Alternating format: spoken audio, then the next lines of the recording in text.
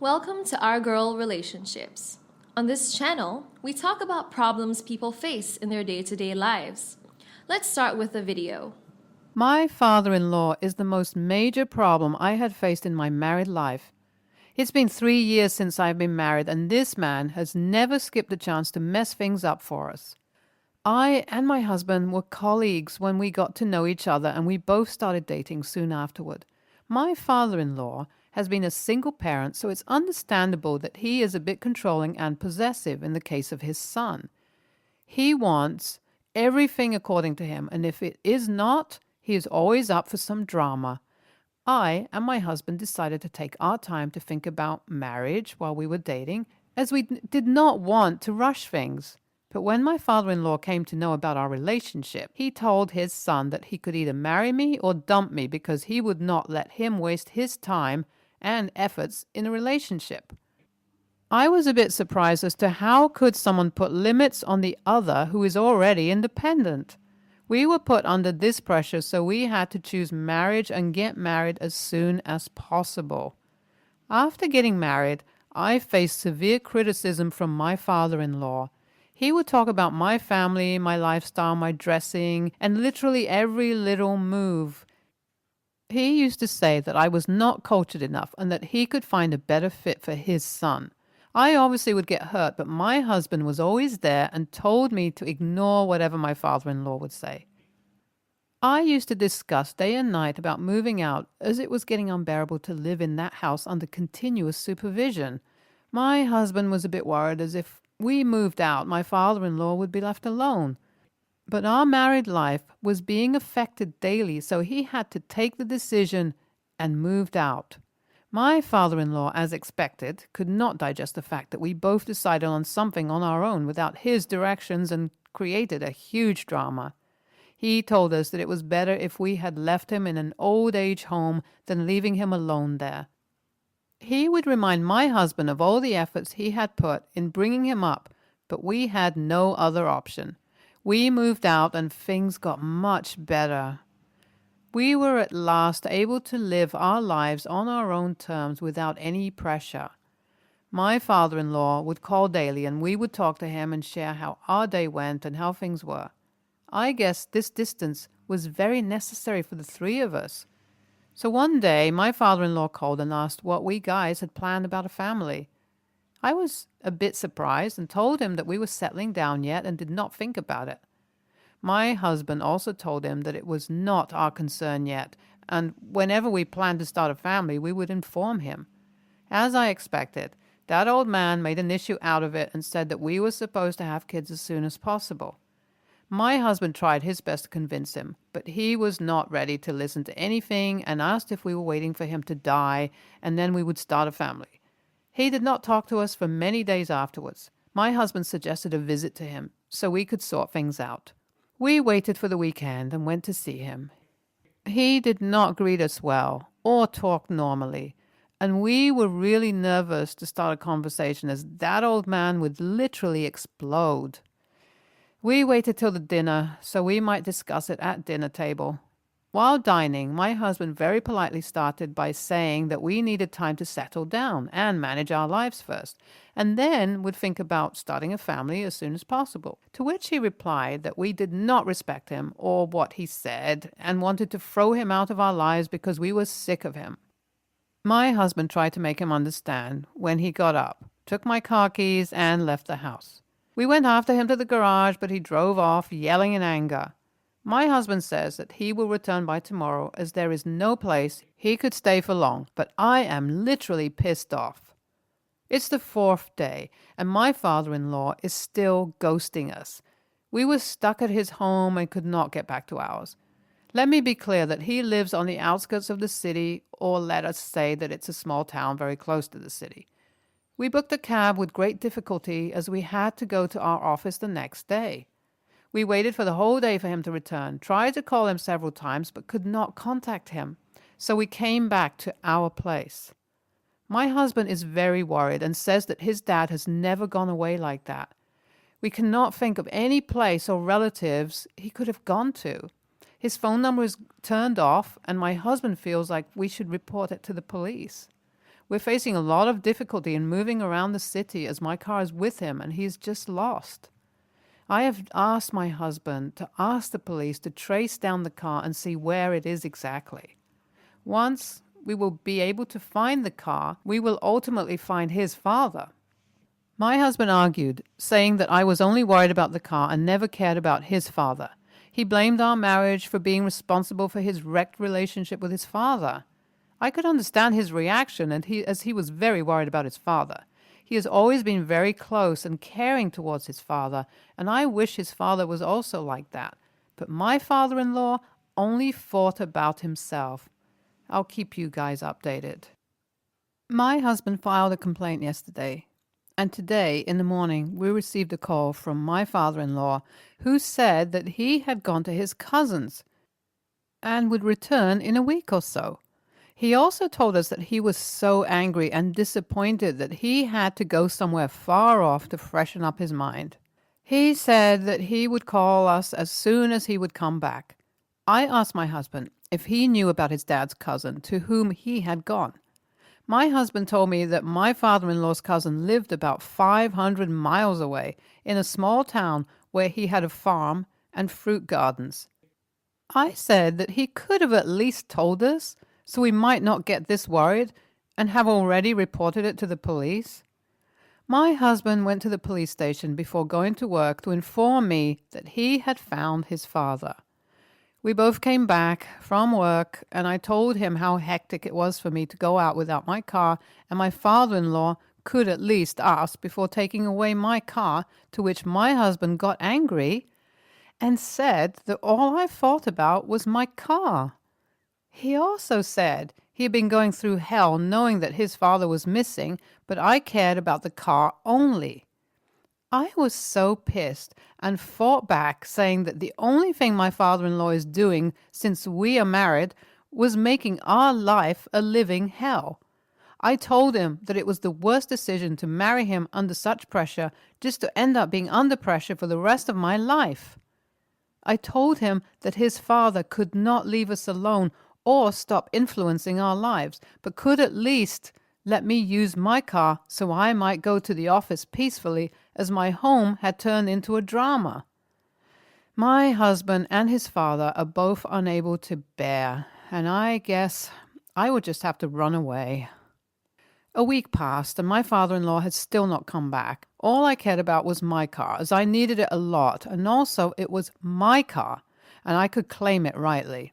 I called my father-in-law and asked when he was coming back, to which he replied that whenever he would feel like it, he would return. I told him that I never cared where he was or when he was coming back, but at least he could come back and hand over my car to me and then go wherever he felt like going. He called me a bitch and told me that it was my real face which I had just revealed, as I never cared for him and only wanted to steal his son from him.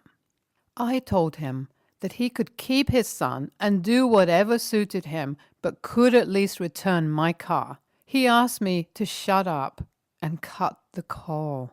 My husband came back from work, furious, and yelled at me, saying that I was a mean and dumb bitch who only cared for herself. I asked him why could I not claim my car, to which he replied that his dad would return the car and was not going to eat it up.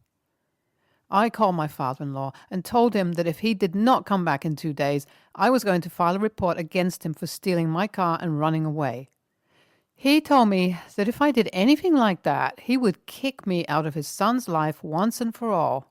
I replied that I did not even care to live with two maniacs who could not see a third person in their life. He also threatened me that he would call the police and complain against me for ill-treating him and blackmailing him for the car. My father-in-law told my husband about the recent call too, because he was enraged and told me that he was going to divorce me if I acted like that. I was so done that I instantly left the house to file a complaint against my father-in-law. I have filed a report against my father-in-law, so now let's see what he'll do and how he will justify his crazy actions. NTA. The OP reacted accordingly, as both of the men were amazingly stupid.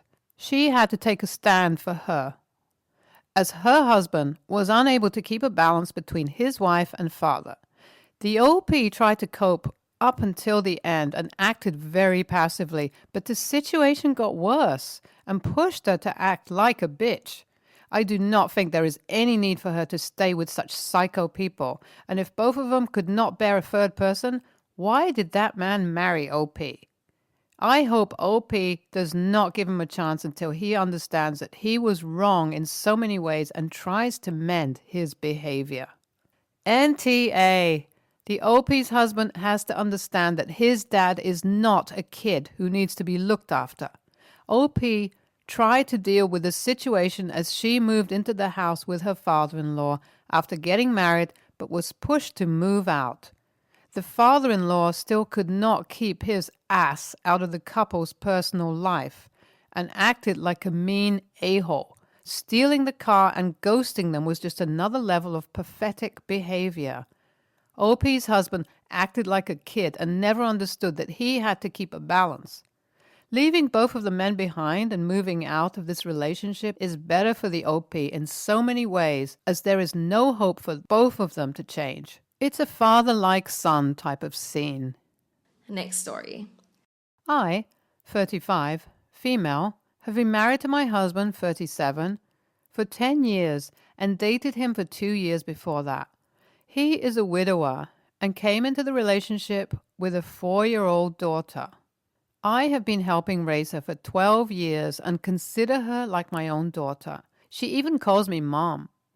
She recently turned 16 and I wanted to do something special for my gift to her, so I gave her my necklace.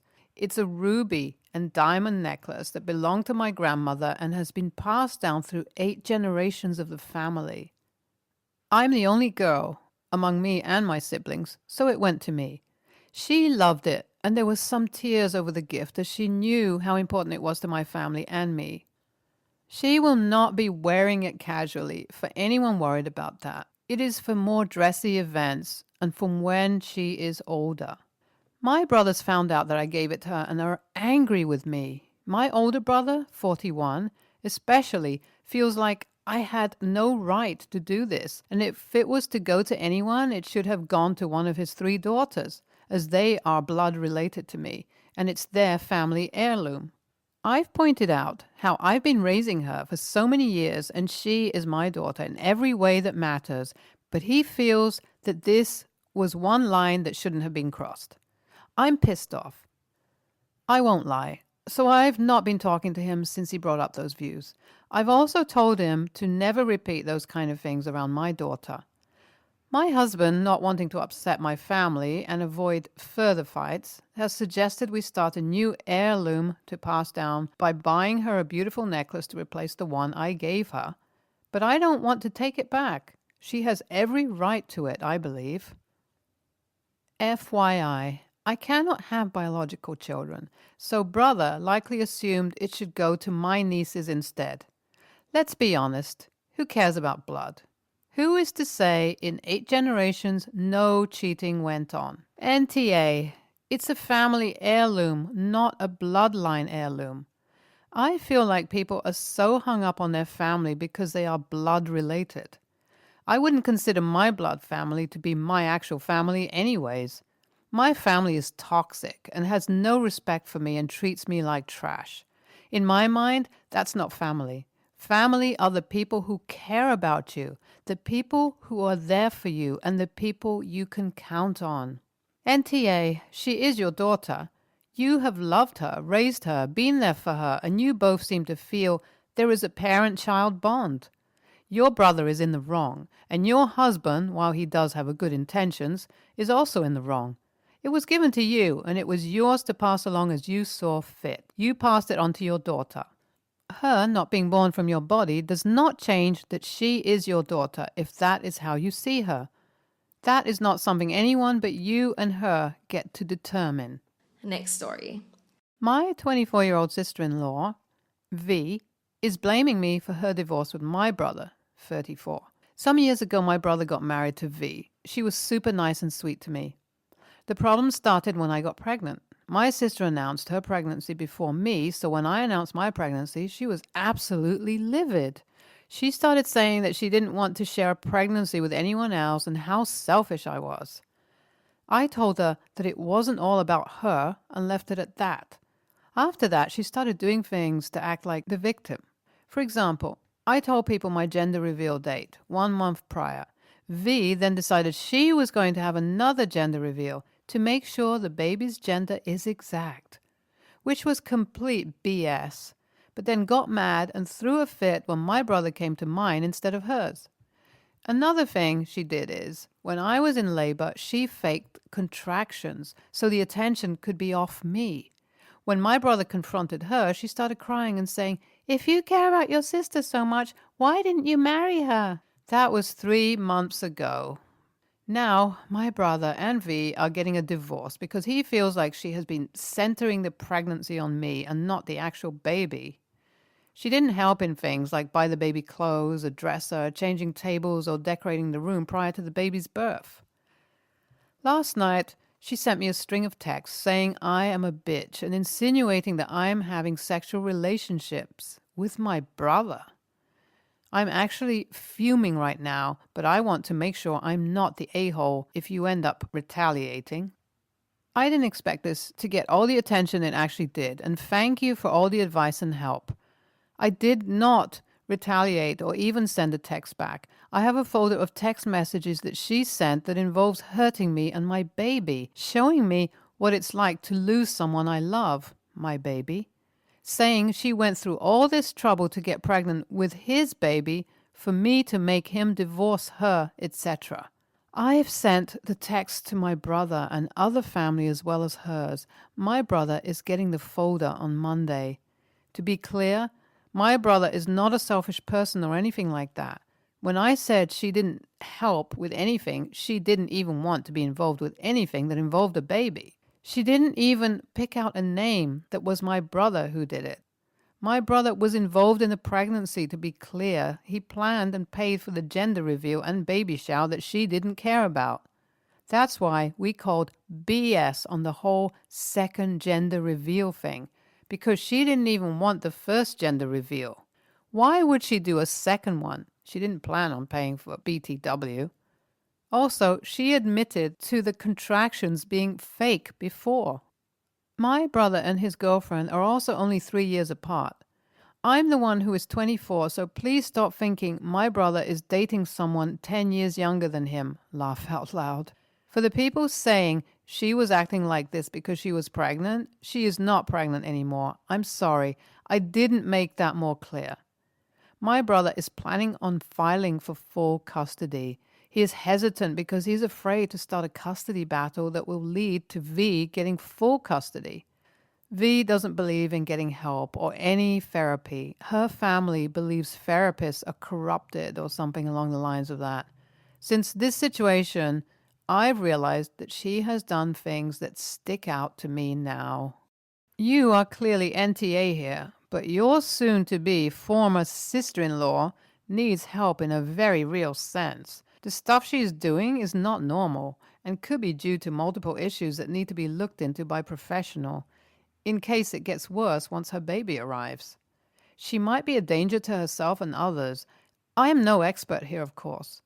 Please save the text she sent you, but don't retaliate. You might need those texts to help your brother get custody of his child and convince people that she needs help. However, do talk to your family about them ASAP.